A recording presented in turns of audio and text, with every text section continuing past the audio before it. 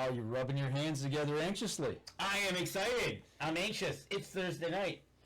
It is. And we are live, even though it's a whopping... It was, I don't know. It was cold. 16 degrees here in town. I was going to say, it was below 20. I know that. Right? It's supposed to get down single digits tonight. Oh, is it really? Yeah, yeah. I tell you what, though. We're towards the second half of January already. Oh, we're into the last quarter. Well, I'm taking it by the month, because as soon as we get to February, that's going to go by in 28 days, so... Yeah, yes it is. That's going to be a good thing. And actually, we just heard today, we got the official word that Total Archery Challenge is coming to Michigan, although we do have, what'd they say, construction going on the mountain at Boyne. So it's a little bit of a tidbit here for you that they've moved the venue, and they've officially announced Crystal Mountain this year. We have the dates. Not January. June. See, I'm froze. I can't even talk. June 10th, 11th, and 12th. There you go. Kyle Sharp has joined us. Hey, Kyle. Kyle, you going to go to TAC? You know, we always try to go at the same time, buddy. We got to hook up and shoot together again. That's right. We had a lot of fun that time we shot with him. Yes, and so that'll be the second weekend in June. Yes. Awesome. Yep. Hopefully we'll have some good weather. Yeah, I hope. It's either going to be 1,000,000 degrees or... Right. Right. So anyway, guys, keep eye out in TAC's page, Total Archery Challenge. Kyle Sharp TAC 2022 is a go for here. Good deal. We must be going to be going. The tickets will go on sale. You said February. February sometime. That's all we know. That's all they've said. So we'll definitely keep an eye out for that so we can round up the troops and go walk up a mountain. Yeah, and shoot and lose some arrows. Right. Exactly. So, okay, once again, Facebook played Dirty Deed on us last week. We're still kind of fumbling through a couple little things here, but I am ready to go. And Miss Tammy Delk is in the cabin tonight. Right. All right. So I tell you what, I'm going to kick the record off and let's get going. All right. Stand by. And in 3, 2, 1. Welcome back to another episode of the Up North Journal, everybody. I'm host Mike Adams, sitting in the cabin tonight. Toasty a little bit in here. We got the heat rolling. Try to warm it up a little bit with none other than Dan DeFaw. What's going on, Danny? Well, it's Thursday night. We're back live. It's January. It's a little cool, like you said. Mm-hmm. But when we're talking about TAC, you know it's going to be warmer. That's right. So, That's and plus, right. It's coming. Think spring, right? All right. And I tell you what, I can't wait to get there. It's getting start and get that winter thing going, and it's like, come on. All right. I'm done with winter. I know, right? Yep. All right. Let's talk about people who help us. Let's do that. Well, folks, let's start off with Buck Baits. Everybody knows Buck Baits. Deer Camp Outfitters, otherwise known as, they do have a brick and mortar store at 15 in Dodge Park in Sterling Heights. So if you're in southeast Michigan, get on over there and stop it and check it out. And if you want, if you visit buckbaits.com and you use the promo code UNJ20, you'll get 20% off your order. So go on over there, check what they got. They're always adding something to the lineup over there. There you go. Packer Max. I don't have that one. You don't have that one? Nope. All right. So go to the next one. So I'll go to the next one. We'll talk with Packer Max during the show anyways. UNJ 10 at JPO Outfitters, JPOGameCalls.com. UNJ 10 for 10% off your order. Anytime, get over there, check what they got on the website. Get your call now. Actually, I just saw them pop in. They are here and in the cabin tonight. So if you got any questions about their calls, you guys can have a nice little chat while you're listening to us talk. Right. And I tell you what, we're drinking wall hanger tonight. And if you want 10% off your order at deercampcoffee.com, use the promo code UNJ10 to get 10% off your order when you check it out. We're drinking wall hanger today, which is a nice dark roast. Yep, and we also got our medium roast with our label on it. And don't forget, when you're shopping, pick up a bag of UNJ coffee. It's a nice medium roast. It has their own label. There you go.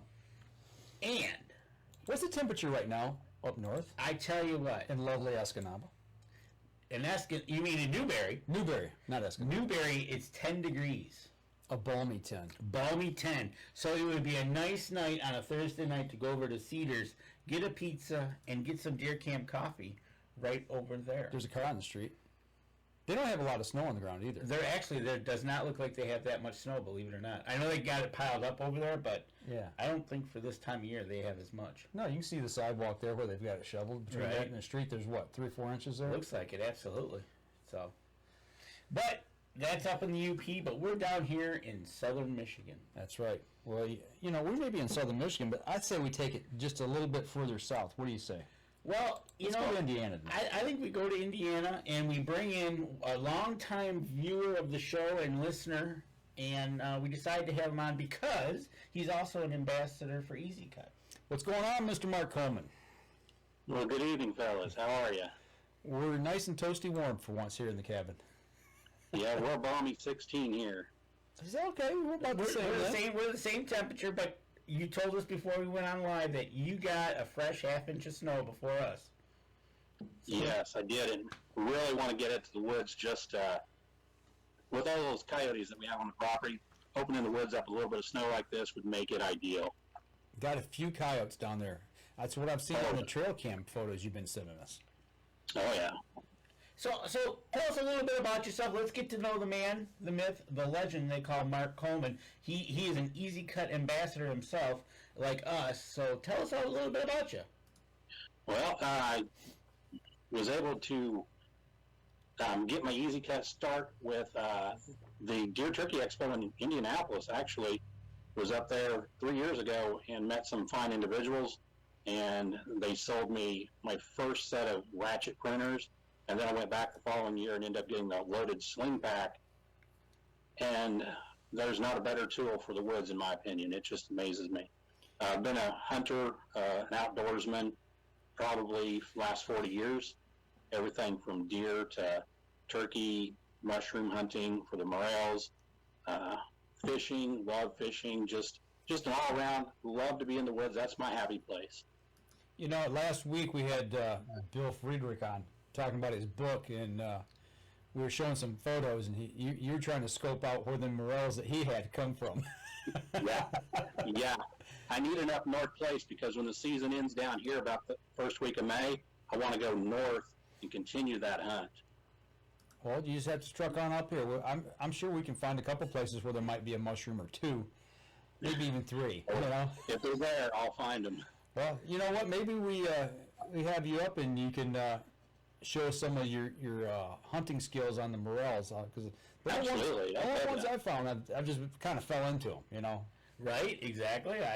I don't go hunting for them myself unless we're out. Yeah, I'm a tree hunter, so I identify the trees, and that's kind of where I get the most out of my hunt. So I'm not spending 6 hours wandering around in circles. Is I look for certain trees, go there first. That seems to be where I get my big bang for my buck there. There you go. All right.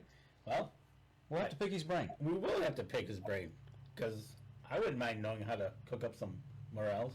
Oh, I can show I'll you. show you that too, yeah. I can Well, show you that how was to the cook 'em. point, is I'll we- show you how to eat them. Well, have him cook them, you know. But so you're obviously a turkey hunter as well.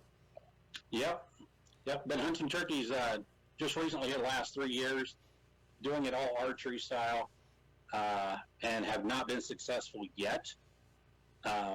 But I've had some jakes come in really close, decided to pass. Really waiting on a big tom to be my first one. There you go. They say go big or go home, right? That's right. Plus, it gives me more opportunities to be in the woods.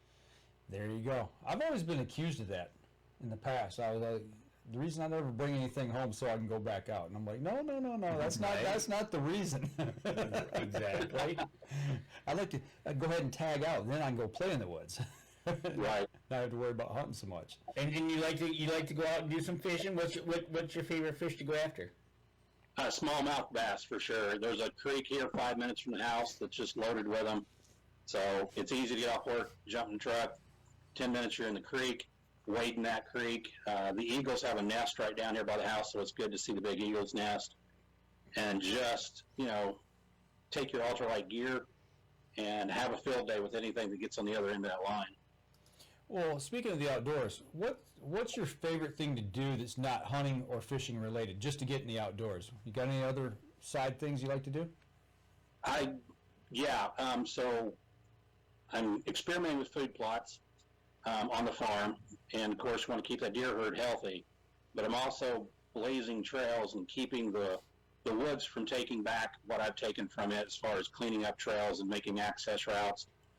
And it's a full-time job, walking the fence rows, keeping the trees off the fence rows around the property. Just it's just a passion. I love to be out there in the woods anyway, and then to get something accomplished that you can look back at and go, I did that. Right. It makes me feel good. Yeah, you talk about habitat and even providing food for deer, along with cover and all that, and just kind of shaping the woods. I mean, that passion hit me about 5, 6, 7 years ago. And yeah, there is something very satisfying when you look back and you go, man, I really, I did that, or, me and the guys did that, and look at it now. I mean, look how everything has changed. And we do a lot of logging at our place. And it's just amazing that the difference we've made over the last 5, 6, 7 years. Oh, yeah. So I tell you what, that's a true statement. Like you're working the farm, Mike works up at his place, and I work up at my place. And you sit there, and whether you're going up in the spring or you're up there in the middle of the summer, and you're working on whatever, a food plot or a trail or something. But then the satisfying, really, for me, is when you're sitting there out in the woods, you're out hunting, and all of a sudden maybe a deer comes down that trail that you created. They just come right in, and you're like, wow. And then you continue to take him down that trail and put him in the back of your truck and put him in your freezer. Well, yeah, that's true too. Or in another case, you see him out in the field feeding, and you worked on that all summer long, food plotted it, and now you see him out there, and like Mike said, they end up in the back of the truck. Yeah, yes, they do sometimes. So like 2 years ago, I planted 100 persimmon trees on the property. And, they were little fingerlings. They weren't as big around as a pencil, but I planted 100 persimmon trees hoping that 10% will survive. And maybe if they get big enough at the time that I'm, hopefully out there still hunting 10, 15 years from now, they'll produce a bumper crop, help draw those deer into that space. But I guess the other thing I like to do is maintenance and safety is a big concern of mine when it comes to deer stands. So I'm always out there making sure they're safe, building platforms to put those blinds on. It's just a labor of love. Well, great. If he enjoys that, we're gonna have to have him up at our place and do some work. You buy the lumber, I'll build it. There you Actually, it's funny we talked about this. Hadn't even planned on bringing this up, but last Saturday, I jumped up 7 in the morning and jumped in the Jeep, took off, went up north. It was a balmy 5 degrees. Got up to deer camp, and I think when I left later in the evening, it was 9. But I worked outside the whole day, cutting a couple of old stands apart, and one of them was a big tower blind that was rotted, and I was up. I had somebody on site, wasn't helping me, but made sure I did it the safe way and didn't get into any trouble. So that's why it took me a little bit longer. But I spent all day outside working, cutting stands down, cutting them apart, hauling them to the dump, cleaning up and getting ready for next year. And there's something very rewarding about looking forward and getting ready for that next coming season. Oh, yeah. I mean, it's an hour drive to the farm for me, and I spend usually all day, but I lose track of time. Next thing I know, it's 4 or 5 in the afternoon. It's like I need to get back to the house. Right. But, yeah. There is one platform I built last year. I built a whole platform for an elevated blind that's 7.5 foot off the ground, and the only thing I used other than a hammer and nails was my EZKut tools to cut all the lumber to create that. It was, it was nice to be able to have something in my truck without having to run back to the tool shed every time. Right. To just cut all that and make it all just the way I want it. It was really cool. So you used all hand tools to build it? Yeah, there was no power tools involved out in there anywhere for any of my stands. It's all done by manual labor. He goes old school. Yeah, he does. Yeah, I do. It may not be straight, it may not be perfectly square, but it'll hold you. Well, that's the important thing. As long as it holds you, we're good. So I tell you what, we're almost here to the first break. Let's go ahead and take our first break. We'll add this time here to the next section because we want to jump in. You mentioned EZKut, and you're a brand ambassador like we are. We want to jump into the tools that we use for what we do. So. We're going to take a quick break. We're going to step outside, and when we come back, we'll jump into what we use while we're out on the habitat. All right, everybody. If you got questions, get ready to line them up. Ask them as we go along. Absolutely. We'll save this one off. You said you had everything there handy, right? Yes, sir. I've got it all laid out here. Okay. Go. I've got do I have anything here? Did I bring my stuff out? I don't think I brought mine in. I don't think you. No, it's in, actually, I take that back because it's all in my Jeep. I didn't get it out of my Jeep yet. So I was going to bring it in and I forgot it. I don't need to. He's got it all there. Kyle Sharp, the Amish level. There you go. All right, here we go. Stand by. 3, 2, and 1. Welcome back. Second segment of the show. Before we went to break, we're talking a little bit about EZKut, building stuff, taking stuff apart, getting ready for the upcoming season, habitat, and all that good stuff. And everybody knows that we use EZKut tools here. Mark does as well. Let's just kind of run down through what you got there with you tonight, and then we'll just go, tool by tool and figure out how you use it. Sure. So my favorite tool is the ratchet printer. This is a handy setup here. You can buy it with the sheath here. This is just an amazing tool. It's small, it's compact, and it'll cut forever. The first one of these I had over 6,000 cuts on it before I ended up making a mistake and breaking the blade on it. But these come with a lifetime warranty, so you buy them once, you use them for a lifetime. So I just gave them a call. Customer service sent me another one in a couple of days. I was back in running order again. So the ratchet printer, again, probably my favorite. Well, I've got the actual picture up here of kind of like what I like to call the rebuild kit or the spare parts kit. Right. Run through that. Like you said, you just called them up and they sent the stuff out for the warranty. What's in that kit? Yeah. So if you ever break this blade on here, I made an error. I reached over my head and was trying to cut through a 1-inch limb on a tree, and I torqued it too much to the side instead of trying to keep level with my cut. And I snapped that blade off. I was like, oh, this ain't good. All I had to do was go online to the EZKut page, EZKutProducts.com, or I reached out via their phone number and called and got a hold of Leanne, who's one of the best customer service representatives there. There's always somebody there. And told her the story. She's like, not a problem. I'll throw one in the mail for you. You'll have a replacement blade, within a couple of days. And sure enough, it shows up. And it's got the instructions with it. It's got the pin that you're going to need. You can replace a blade on one of those in about 3 minutes. It's pretty intuitive. That's nice. And the thing is, like you said, they stand behind their products. Yes. I've never had a concern with if I did break something, that they weren't, going to push me on how did I break it. They've always been able to be very user-friendly with me that, our name is on this. We're going to support it. We're going to represent. And if you need something, we're going to send it to you. And that's on all their products, which is a great deal to have a lifetime warranty on a product nowadays. Well, actually, you also sent another picture here of the pruners, but they got a color here for Danny, so you don't lose them in the woods. You might be talking about these guys. Yeah, the pink ones there. Yep. I tell you what, you drop the green pair, and you look for that as opposed to a pink pair. Yeah, especially in the spring. Right? Well, and that's why I bought these, Danny, was because I dropped these when I was using my DR trimmer to trim trails one day. It fell in my pocket, and I'm always trimming limbs as I'm going, so I only went about 150 feet, but I had to search in that 150-foot area for 15 minutes to find these guys. So those don't go into the woods with me as much anymore, but I'm not afraid to take these in the woods with me because I can find them in a heartbeat just about anywhere. Absolutely. And my brother, for Christmas, he got the sling pack, and he did get it in the pink just for that reason, because he has a habit of dropping things, like his release. We've talked about that. Yeah, he tends to drop it. His release has a pink ribbon on it. You wonder why. But just for that purpose, I tell you what, you can get it in either green or the pink one. And like you said, that ratchet pruners alone is well worth the price of just that tool. What you can do with it and what you can cut with it. Yeah, absolutely. And,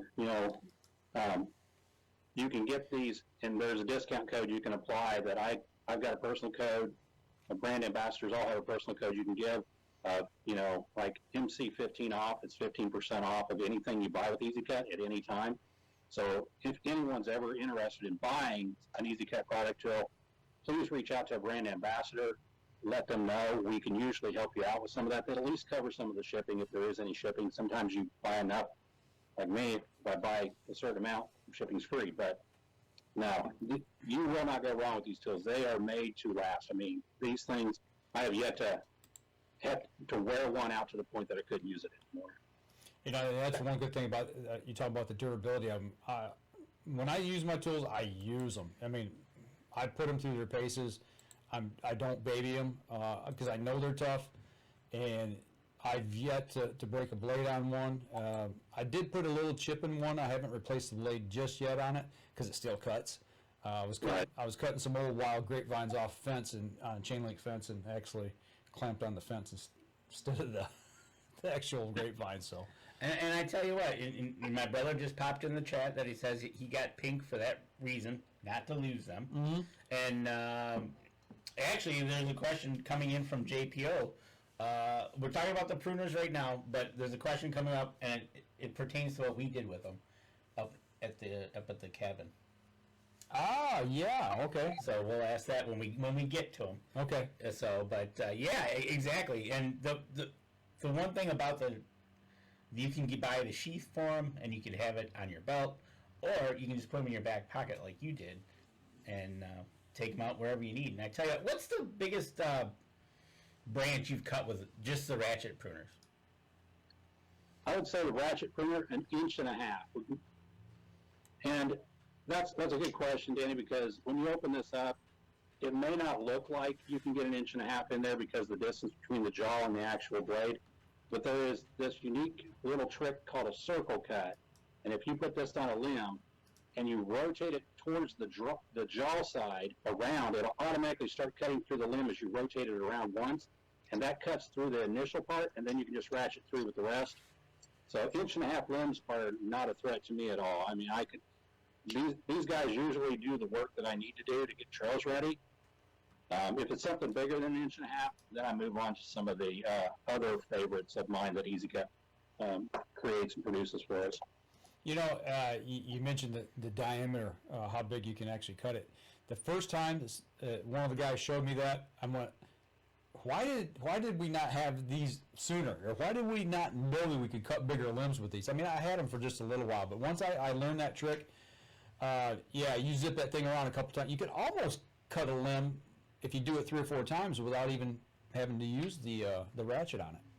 Yeah, and I have, because the way it's designed here with the curve, it continually bites into the wood. So as you rotate the second time, it gets a little deeper, and by the third time, you've got this nice little spiral cut all the way to the center, and it just makes life easier versus, trying to have to get out there with a saw and the limbs shaking, and it doesn't, you can't get the teeth to bite in. The ratchet pruner makes that really easy, and they've been around since 1988. They've been around over 30 years, so this is a quality product that's not going anywhere anytime soon. There you go. Absolutely, and that's just talking about the pruners. So what's your next favorite one that you're going to reach for? Oh, my next favorite would have to be the Kamikaze Straight Saw. So this beast here comes with a protective sheath, and as you can see, it's shiny. It's I've used this one, I don't know, probably 100 hours worth of use on this one already. Never had to replace anything on it yet, which is good. This is easy to clip on your belt if you just get a carabiner. Get a $2 carabiner, clip it on your belt loop, and it'll follow you around the woods and it won't get in your way. And when you do come up on a limb that's bigger than 1.5 inches, it'll cut through it. Scott, the owner of EZKut, would say this is a chainsaw beater, that he can cut through an 8-inch piece of wood quicker than you can start a chainsaw and get this chainsaw running and get it cut through on your own with a chainsaw.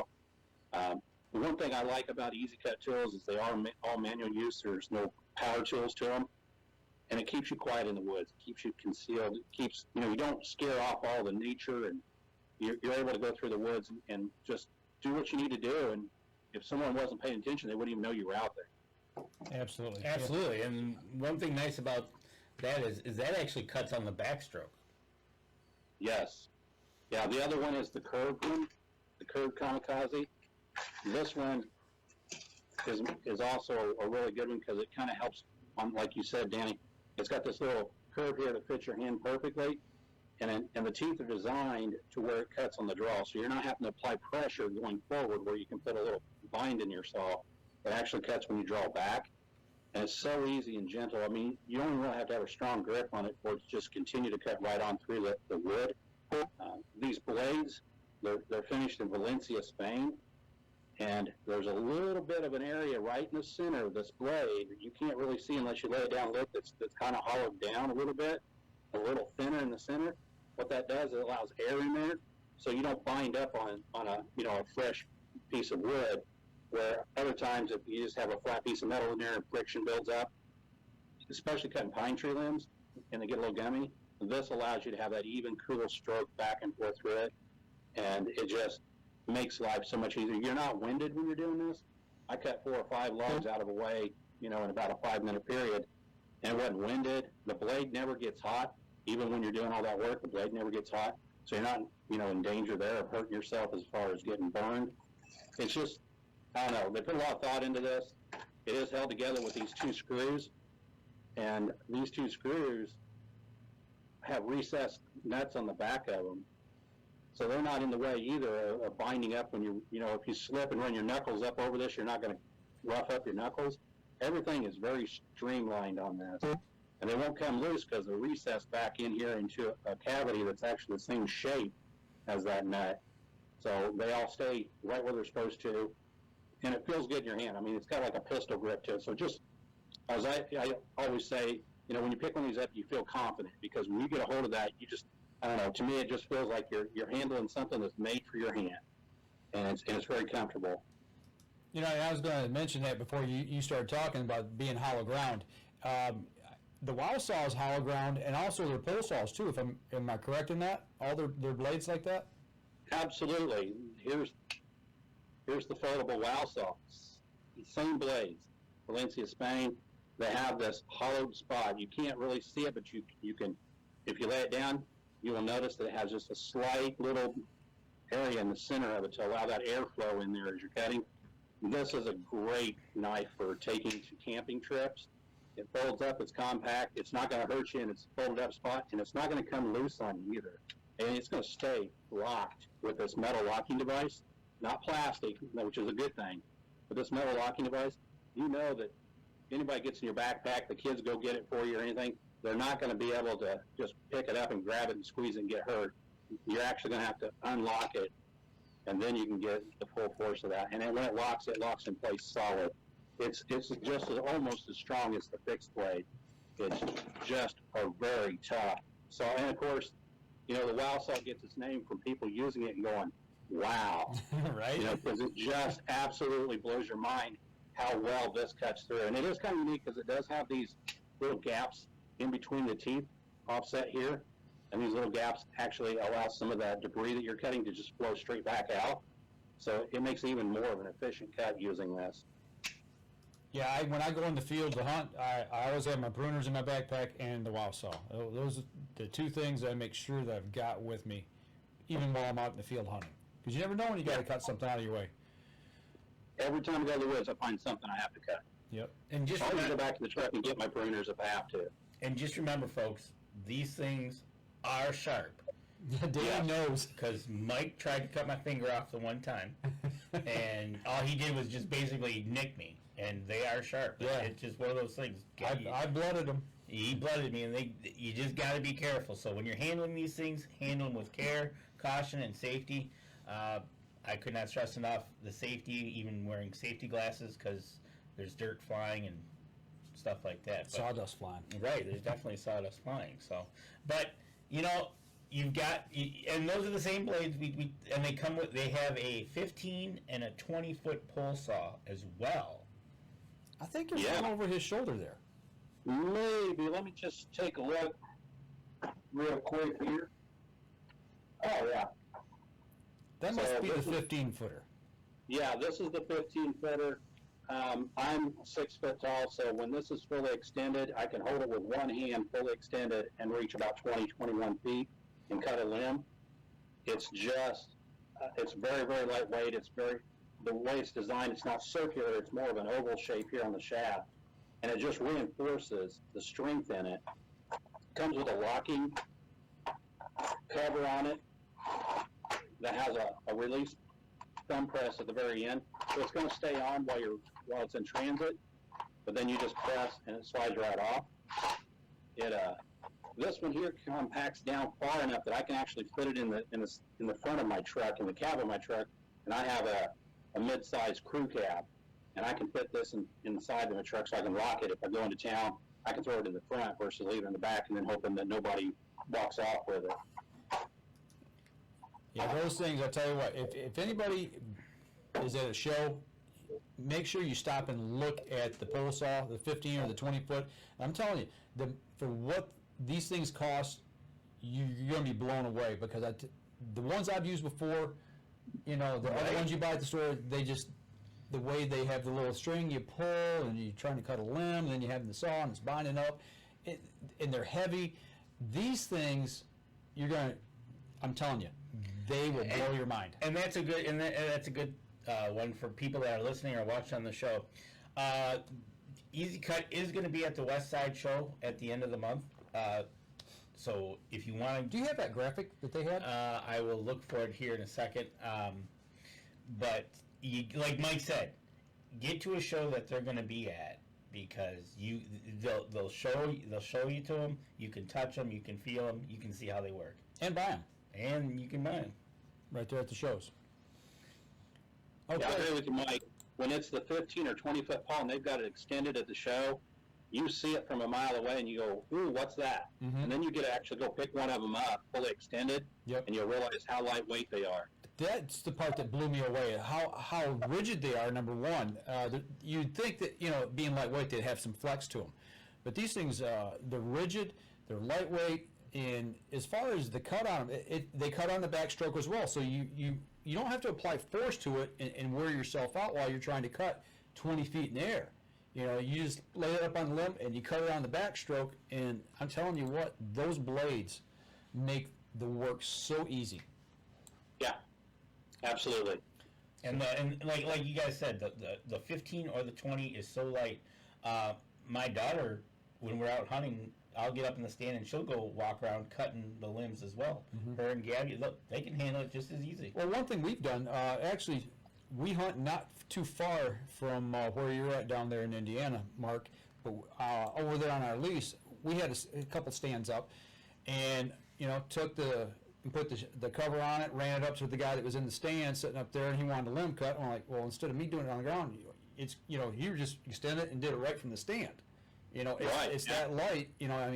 Make sure you're strapped in and everything so you don't fall. But it makes that cutting easy, where before you might not be able to cut something because it's just out there just a little too far, or maybe you can't reach it from the ground. Yeah, because it's always that time when you get up in the stand after your buddy's gone back to the house, mm-hmm. and you go, oh, there's this one limb right over there. I didn't see that until now. Yep. And you can actually reach it from your stand. Yeah. Yeah, it's I'm telling you what, these tools have made my life so much easier out in the field. I tell you what, how many more tools have you got there? I've got 3, actually. I've got the G2s, the little G, and the force printer.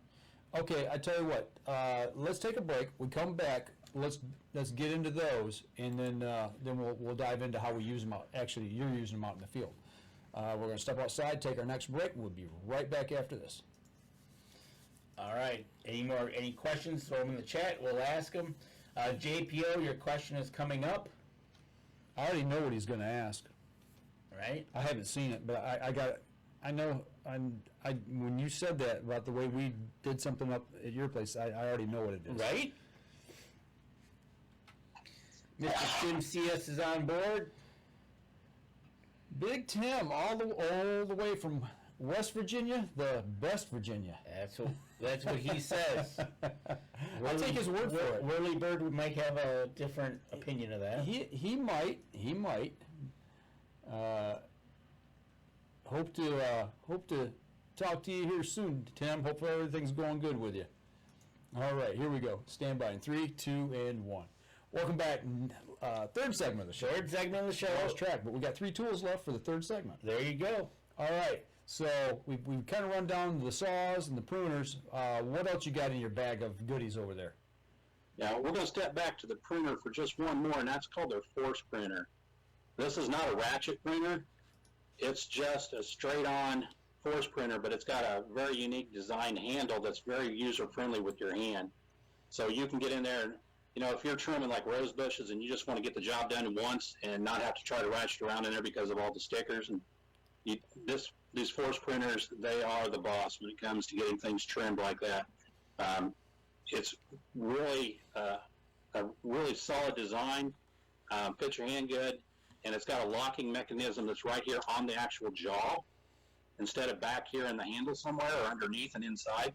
So when these are locked shut, again, safety is very important with these. You can put these in your pocket and they're not going to come open on you. You physically got to reach in here and slide that lock back in order to get them to open. Makes it very user-friendly if you just, like I wear cargo pants and I'll throw them in one of those pockets and then they're just right there, easy to grab. Real good for about making a clean cut on something. Where with the ratchet pruner, you might not be too concerned about a clean cut, but like on the landscaping around here at the house, the rose bushes, this is what you're going to want to use to make sure you get those clean cuts on every one of those stems. So the force pruner is definitely a force to be reckoned with, that's for sure. You know, question on that, because I've seen them at the show. I don't personally have a pair of those, but using them with the other pruner, the ratcheting pruners, you know, if something happens to the blade, you know, we got the lifetime warranty, you know, we can replace that blade. That one there, that's part of that tool, it looks like to me, as I'm trying to look at it here on the screen. Right, so this one is 100% replaceable blade as well. Okay. Yeah, it has two recessed locking screws on this side, and then on this side, the other part of the jaw is replaceable as well with two screws here. So you can, every piece on here, you can replace yourself. If for some reason you lose the spring, you can replace that pretty easy. And then it's just two screws here and two screws on the other side. Just comes apart, slides right back together. Probably won't ever have to replace anything on this, but if you did, you can do it yourself. Okay. Do you need to touch it up with something to keep it sharp? There is what we call a carbide sharpener that you can buy from EZKut that you can sharpen these blades with, and it's just a small one. I have one in the pack here. Actually got it right here next to me. So if you was to buy this carbide sharpener, it comes with a little pull-off cap, and it has a carbide tip on there. You can just slide that along your blade and put that new finish on it and get that new edge, so that if you did bite into, you know, if you're trimming, like me, if you're trimming some rose bushes down low and I've got rock in my landscaping and I get into a rock or something, it might dull the blade a little bit. I have something right here that quickly can get it sharpened and back into operational use. I actually put a key pin on mine so I can slip it onto my sling pack and it just stays right there where I need it. Just grab it, pull it right off there. That's a great idea. You know, I've got one of those, and it amazed me by using that and just hitting that the ratcheting pruner blade just and touching that up, how sharp and how quickly that thing made that thing sharp again. It just, these guys think of everything. Well, that's the whole point. If you know, like what he's showing us, and you use all this equipment and you take care of your equipment, these things are going to last a lifetime. You caught me there with a little bit of right? Drink it away on me. But, you know, like you said, just a couple of going over that carbide sharpener and you're right back in business. If you hit a rock or you catch the fence behind the rose bushes, you know, you're right back to it. Uh-oh, he's got the beast out there. I see him slip it under there. I got probably one of my most prized tools when it comes to really taking on anything in nature, and that's the G2 lopper. This is the Cadillac of all loppers that I've ever had. Yes, it is. It'll stand out, and it's designed, as you can see, it's got the red and the black handle on it. There's a reason. The red handle's ratcheting, so if you want to ratchet through something up to 3 inches thick, you just ratchet right through. If you just want to power through a limb, use the black side, and it'll just power right through. So you have that option. And the other thing that really makes this the king of all of them, in my opinion, is this little piece right here called the maximizer. This little hook you slide it in, and you lock it. Now, all of a sudden, you can open those jaws all the way up, and it'll stay there with that maximizer, and then you can still reach out and extend these arms all the way out and reach out. For me, I can reach about 9 feet with these. And a lot of times what happens with loppers is the higher you go, the closer together those blades get, because, you know, you're trying to just to squeeze the arms together to get more height. Well, with that maximizer, it keeps the blade open all the time until you get up to the limb.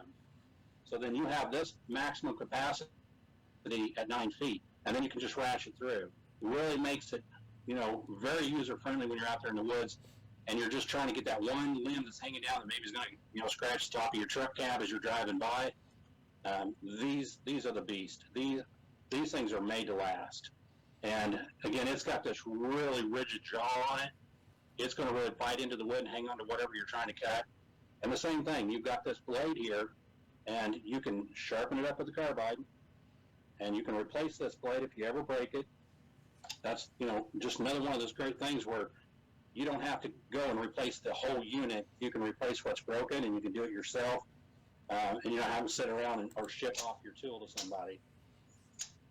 Well, you know, you got this tool here, and it's good size. How am I going to carry that in the woods along with my other gear? I already know the answer, but I'm asking for other people.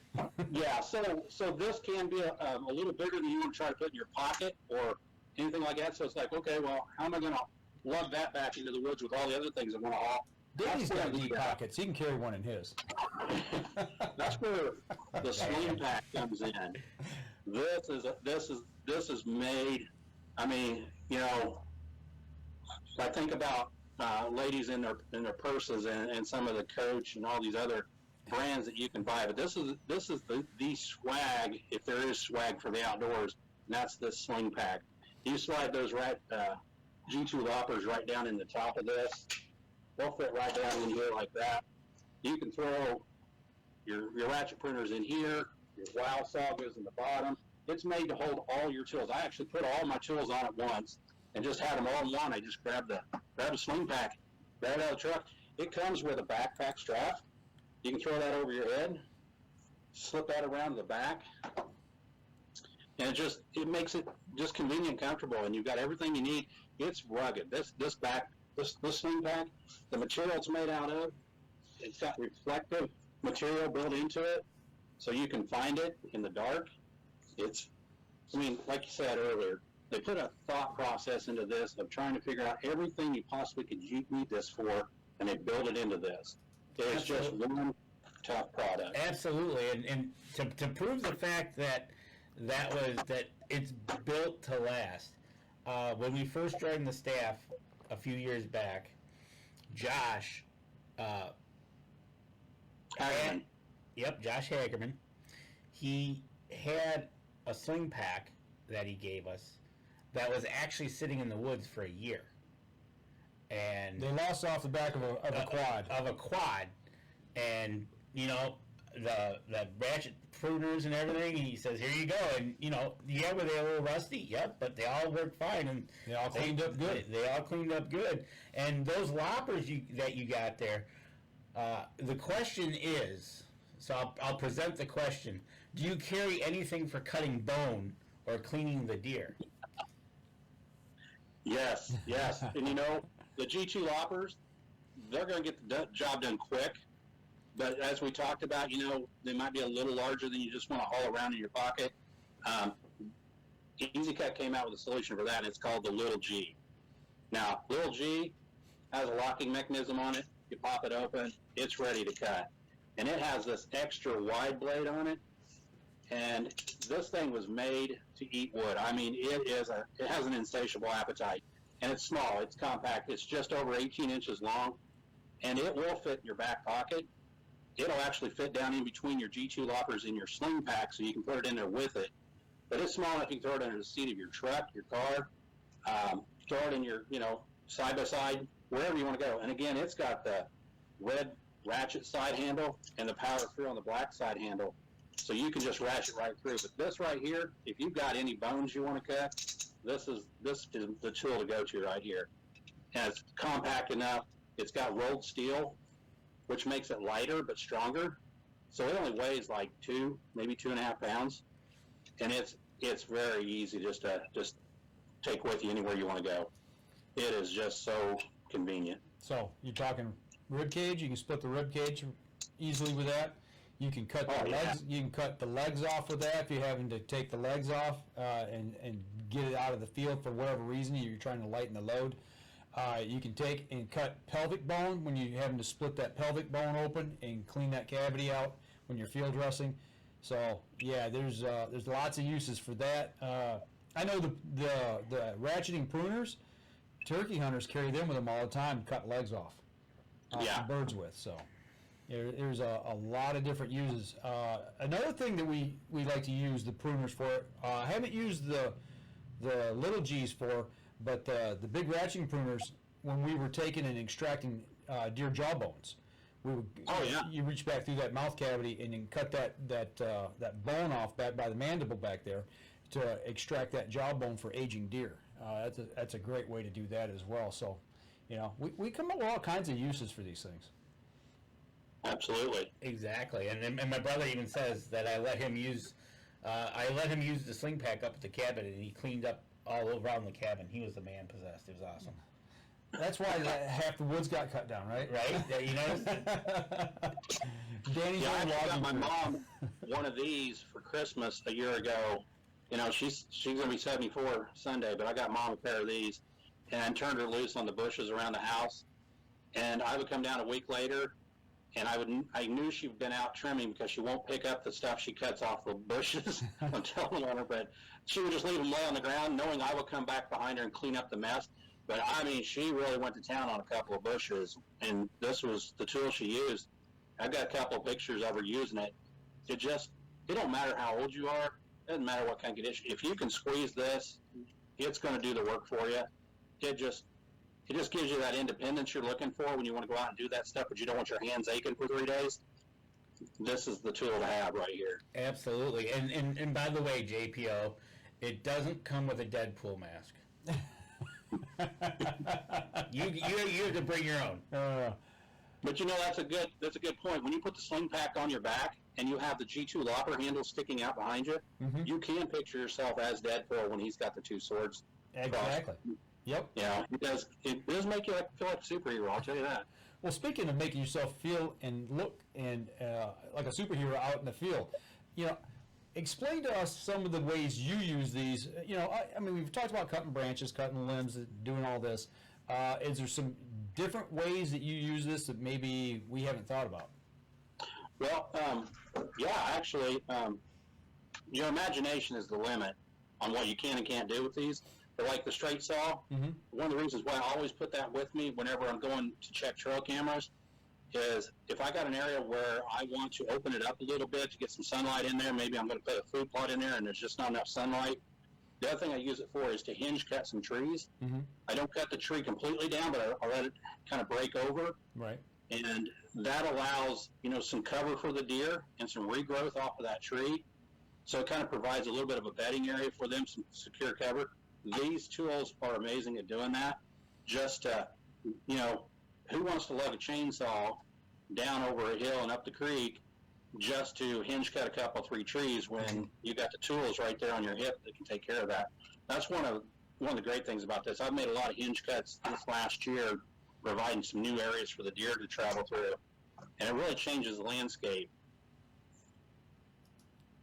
And it's just, and like you said, first off, you're not lugging a big old chainsaw, and you've got 2 little tools that basically are on your hip, and you can move through the property, and you're not blowing up the property or anything like that, so you can actually do that.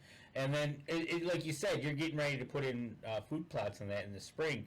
Is there anything you do walking around the edge of the food plot or anything like that to open that up? Yeah, I'll take, typically the ratchet pruners is my first go-to just because I can do it one-handed pretty quick. The woods I hunt has a lot of open areas that has briars growing everywhere, and some of these briars are half an inch, 3/4 inch thick. They've been there for 10 or 15 years. Is to just have the convenience of being able to say, okay, I'm gonna open this area up, and just be able to lean down with these, get the base of that briar, and just snip it right off. And it just helps open that up so quick. That's kind of one of the keys also with the G2 loppers and the little G, is if you do have something that's a little rough on your arms, like briars and stuff, the G2 loppers have those extendable handles. You can actually extend them out. Instead of working above your head, you can work down towards your feet. There And you can walk along and reach in and grab one of those saplings and just snip it off without getting in those briars and getting all tangled up and, scratching the daylights out of you or ruining maybe one of your favorite, mossy oak shirts or something. And just, it's one of those things that they're universal. There's always something like vines. We have vines everywhere down there growing out of the trees. Some a half inch, some 3 inches in diameter. And those things, they just climb all over the place. When you cut one, it'll swing back and forth, and there'll be 3 or 4 places where it's connected itself to the ground. These tools make it so much easier just to kind of go and snip and get it out of the way. It just, I don't know, there's just so much good to be said about something like this that fits in your pocket. One of the questions that is being asked is, when you did your hinge cutting, what typical diameter of trees did you hinge cut? The ones that I cut recently were about 4 to 4.5 inches, up to 6 inches typically. I don't want to hinge cut a mature tree that doesn't need to be cut just to hinge cut it. But if I've got a few of these, what I call nuisance trees, I don't know what the name of them are. They just seem to grow everywhere. But they only last about 10 years and they die. So I typically, if there's one of those in my line of sight, like if I'm opening up a shooting lane and I've gotten in my blind and I'm looking down that path at 30 yards and I'm like, if this one tree wasn't there, I'll go hinge cut it and drop it down, provide a little bit of cover for the deer to make them feel like they're not standing in the open and still be able to have that open shooting lane. Those are the kind of trees I'm looking at. I don't like cutting bigger trees that, I like trees. I like big, monstrous trees, and the only way they're going to get big and monstrous is like your deer. You got to let them walk. You got to let them grow. Yeah, you don't want to be cutting something you can hang a stand in at some point either. Right? Exactly. That might be the perfect tree for that stand one day, and you just, made a hinge cut on it. Okay, so now when we're hinge cutting, what's the preferred height off the ground that you're making that cut? That's going to kind of be up to the person that's going to be using that space. For me, I hunt out elevated blinds. I used to hunt on the ground, but I like to hunt out an elevated blind. Kind of gives me a little better peripheral, gets me out of the line of sight of the deer.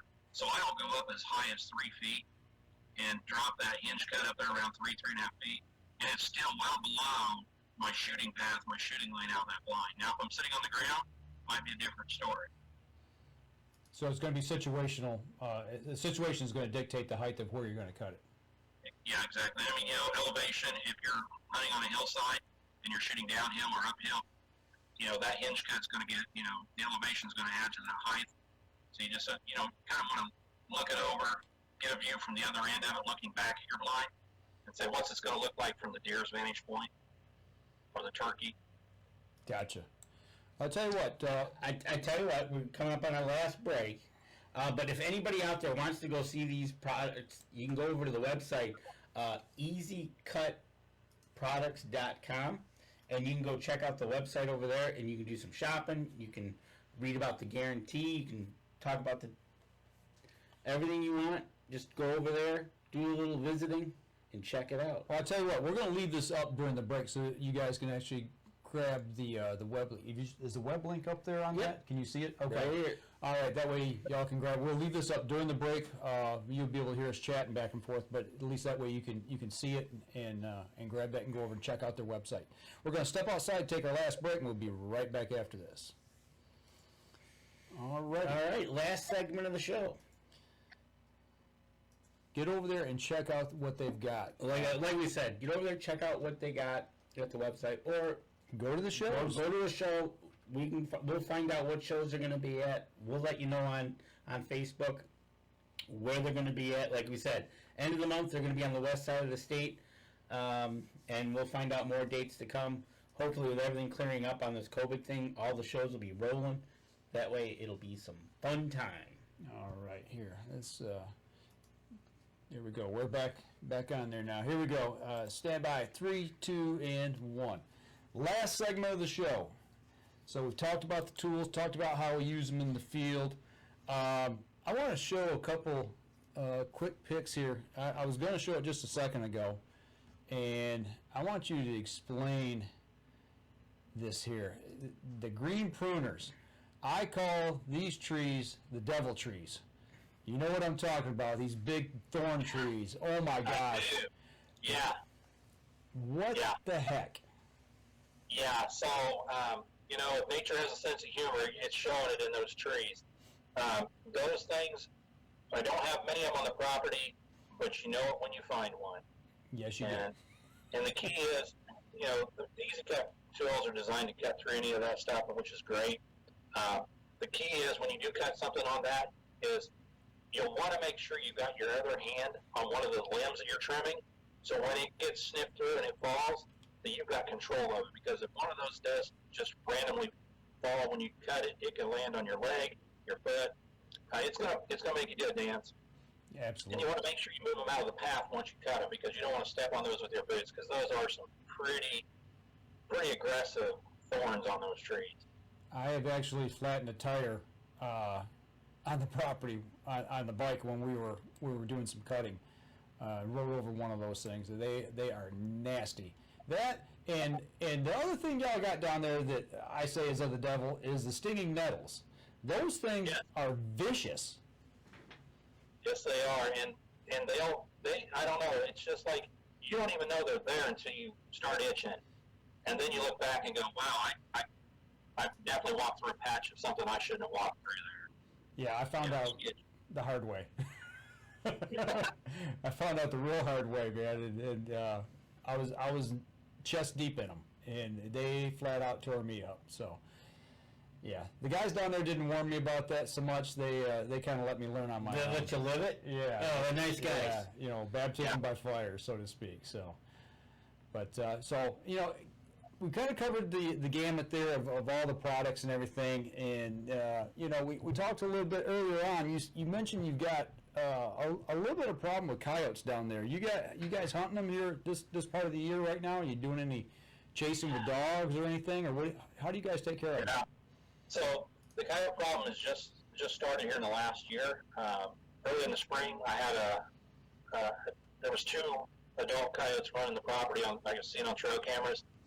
And then a few weeks later, I saw the female, and she looked like she was full of milk, so I knew that the litter had been born. I looked and couldn't find the den anywhere. Most likely it's on the other side of the property line. But there was one night where I caught all 6 of them on one trail camera, and that told me that we had a problem.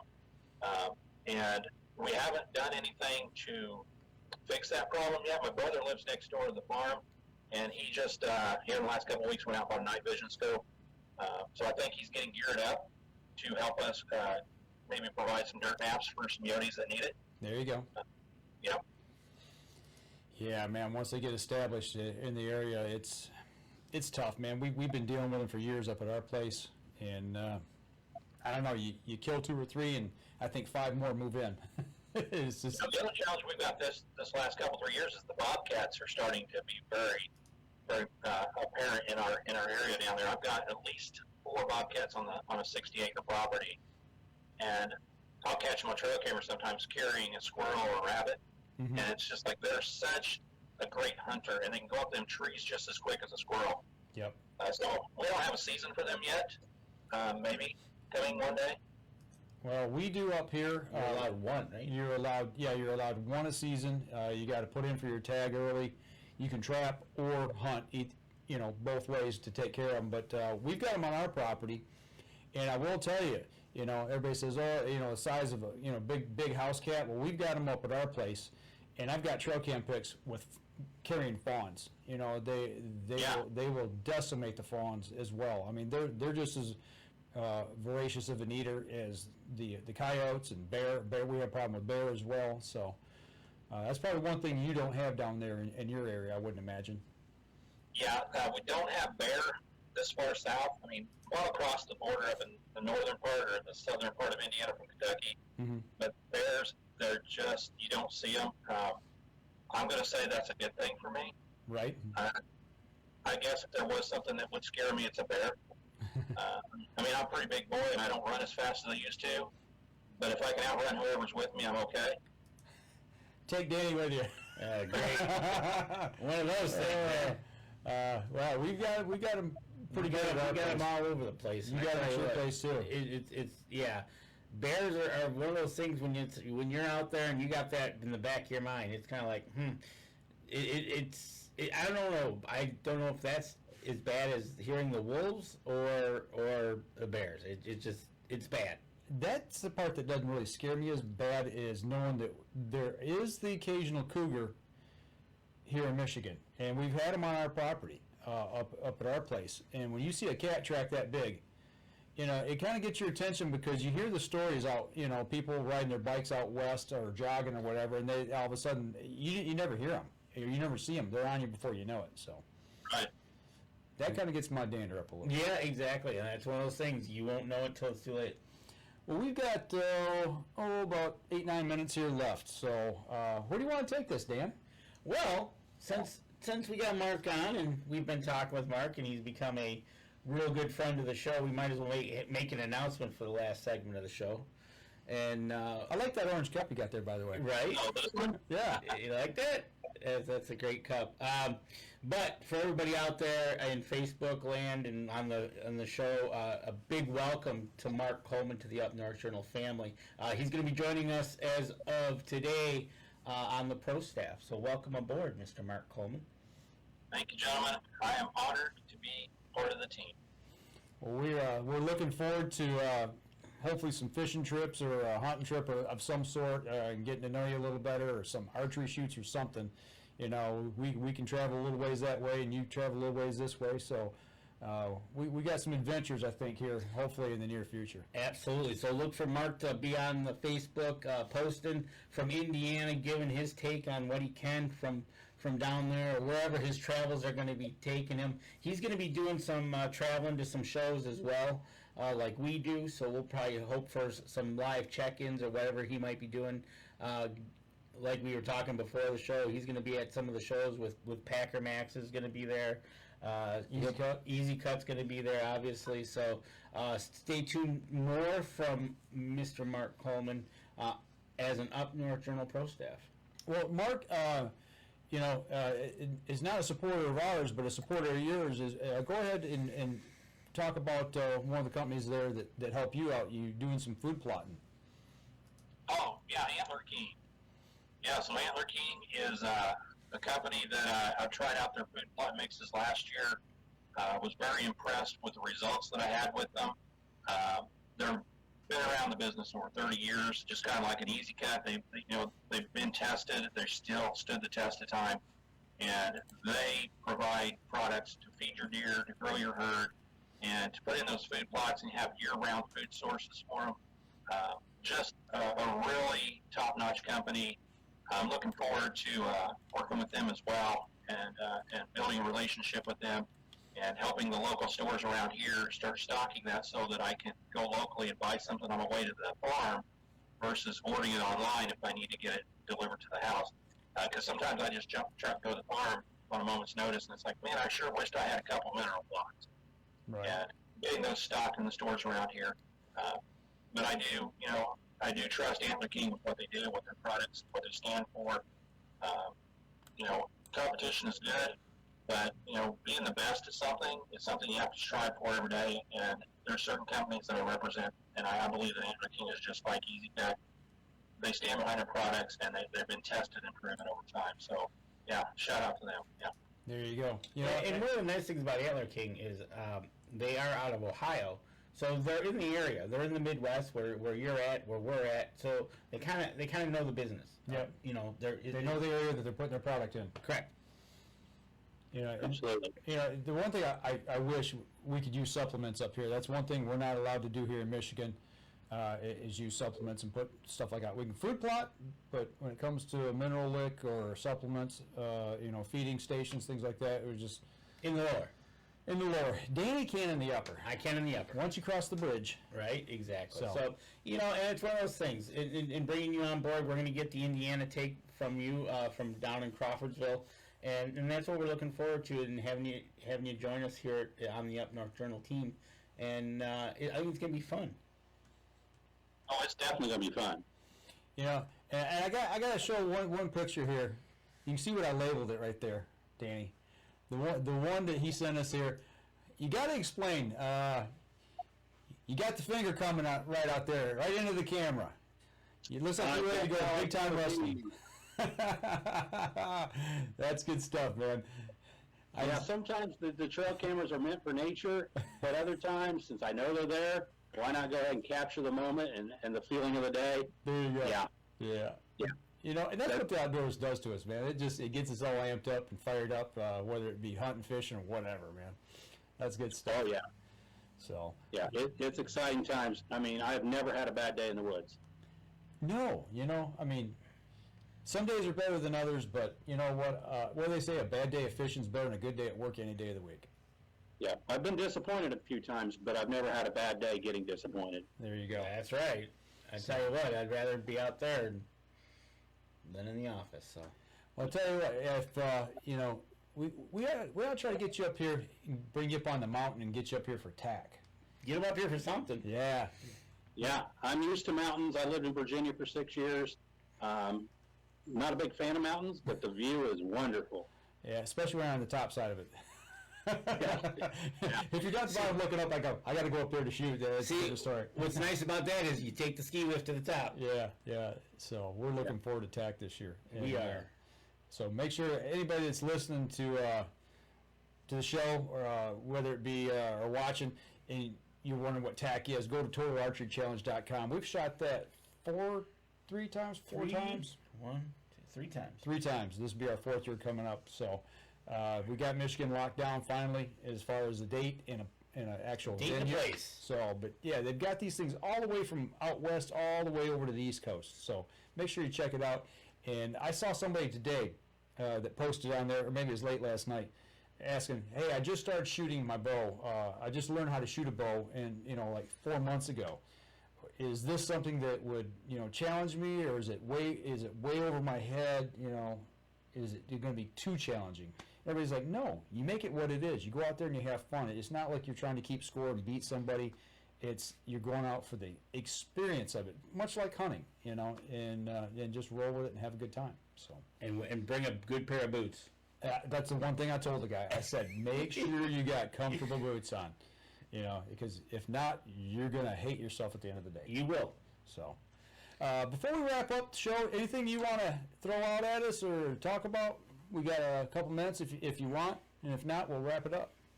Yeah, there is one thing that it just wouldn't be right if we didn't end the show with Danny asking me some questions. There you go. Oh, so he wants the questions. He wants the question. All right. Here we go. Tammy's going to like this. Even the new guy on the team gets the questions. All right. He's already thought of the answers. I know, right? Give him some different ones.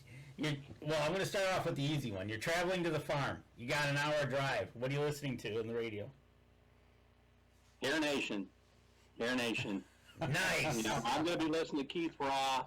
I'm going to listen to Dangerous, Darren. I'm going to be talking, listen to those guys, those DJs cranking up those 80s rock and roll hair bands. That's me. All right. I like that. That's good. Awesome. All right. In that hour drive, you're going to get snacky. What's your favorite snack? Yeah, I had to think long and hard about this one because there's so many different snacks. On the drive there, it's probably going to be a small bag of Funyuns or a Cosmic Brownie. Those two are my go-tos. A Cosmic Brownie? I've never heard of that. So it's basically there's gas stations sell them. They're just a brownie with like these little candy sprinkles on them. Okay. And I know I'm a big guy talking about sprinkles, but I ain't afraid. They're delicious. I do like some Funyuns. Oh, Those are good. we won't talk about Funyuns. Okay. Got your radio station. You got your snack. Now, you got Mike and Dan coming down to Indiana, and you're going to make us a meal. What is going to be your favorite meal that you're going to make us for dinner? Yeah. First of all, I was going to have you guys, when you come down, I was going to have you cook me one of your favorite meals, but that just wouldn't be the right kind of courtesy to show visitors and guests. So My go-to would be to get out the crock pot that morning and get some deer steaks, put them in the crock pot with some, red potatoes, baby carrots. Let that stew, all day, break down really good, and then make some grands of biscuits in the oven, have some biscuits and some deer steak and potatoes and carrots. And then we might, finish that off with a pie. Probably going to be a Dutch apple pie or a peanut butter pie. Ooh, I'm intrigued. I'm all over that Dutch apple. Now, you do know that I'm still struggling with going through my weight loss here, so he's going to load it This is up. gonna be cheat day. Cheat week or month, man, I tell you. Wow. We'll hike 5 miles in the woods first, and then we'll come back and we'll eat like kings. Yeah. There you go. Okay, I can handle that. All right, and the last question is: we're sitting around the big old bonfire, having a few soda pops, and you're going to tell us a story. What story comes to mind that you're going to tell Mike and Dan that really hits home for you? Yeah. So as our conversations around the fire go from one, item around maybe fishing or hunting or, riding bikes or shooting our bows, the one thing that I probably would always go towards is a deer called Roman. And she was a big old doe, and for 3 years straight, she haunted me in the woods. We had many encounters, and I never had that chance to really draw on her where I felt like I could make an ethical shot. And about 3 years ago, she came out of the woods with 3 other does, saw me sitting in the stand. She knew I was there, made it halfway across the open field in front of me at 40 yards, and turned around and ran back. I thought, well, I blew it again. This is the 5th time this season that she's busted me. And about 20 minutes later, here she came back up to the edge of the woods, and I already was ready this time. I was already prepared exactly where I wanted her to stop. And she came across in front of me, not really at a trot, but not walking either. And when I whistled at her, she stopped at 41 yards, and that's where she stayed. And that Roman, as we called her, because she had the big hump in her nose, I mean, she was just a big old doe. And, I've got 100 trail cam pics of this doe, and to me, that was the story that I would tell and retell every time we have a chance when it comes to sitting around a campfire about how smart a big old doe can be compared to some of the other deer in the woods. I just read an article this week. It said many of a mature doe has saved a buck's life, to live another day. And that's true, man. Some of those old matriarch does are some of the toughest animals to ever get a shot at, let alone kill. Oh, yeah. They are smart. So I got a question for you. So we've talked about hunting, we've talked about fishing, we've talked about all these cool gadgets and things we got. What is on your bucket list for a trip, or whether it could be hunting or fishing? What's the one thing that really gets you fired up that you want to do on your top of your bucket list? There's 3 things. One, kind of related to hunting, and that is go to the ATA one time just to see what I love the most and see all the people in the industry at that one spot. That's going to happen one day. I'm going to go to the ATA, just haven't figured out when. The second one would be a whitetail hunt in Iowa. Just because of the stories I hear. There's big deer here in Indiana. There was one killed this last season that went 200 and some odd inches. Beautiful, beautiful buck.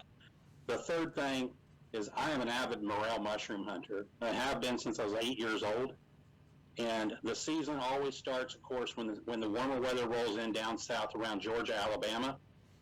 And then the season progresses, as the temperatures rise going north. So I would love 1 year just to go down to like Georgia, Alabama in the beginning of February and hunt morels for 3 solid months and follow it all the way north, all the way up to upper Michigan, actually. And just make a 3-month journey of finding mushrooms throughout all the states, all the way up to the north. I don't know if I'd step into Canada or not, but I definitely would like to follow the progression of the mushrooms, the morel mushrooms, one time, just to say I did it. Wow, that's cool. I've never thought about that. That's a heck of a bucket list, and an awesome one. True. Just think about that. If you were to spend that 3 months, starting down south and ending up basically at the Canadian border up north, yeah, definitely, that would be awesome.